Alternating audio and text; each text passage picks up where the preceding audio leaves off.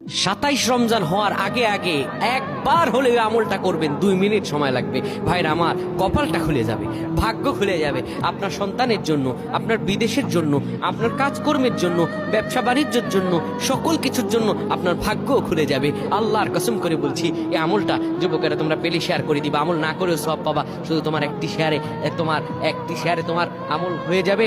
তুমি আমল না করেও সব পাবা। ভাইরা আমার, 27 রমজানের আগে আল্লাহর কসম করে বলছি, এই আমলটা ছাড়বেন না। এই আমলটা আপনারা সকলেই করবেন, এই আমলটা সকলের কাছে পৌঁছায় দেবেন, নিজে জানবেন এবং অন্যকে জানাবেন।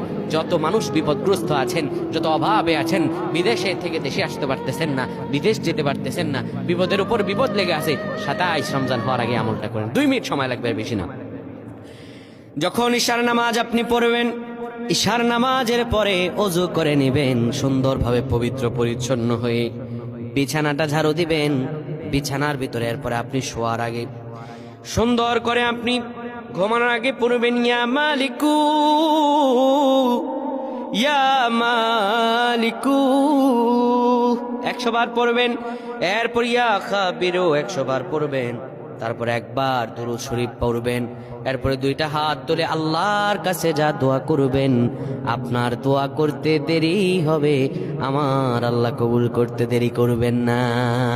আল্লাহুম্মা আমিন।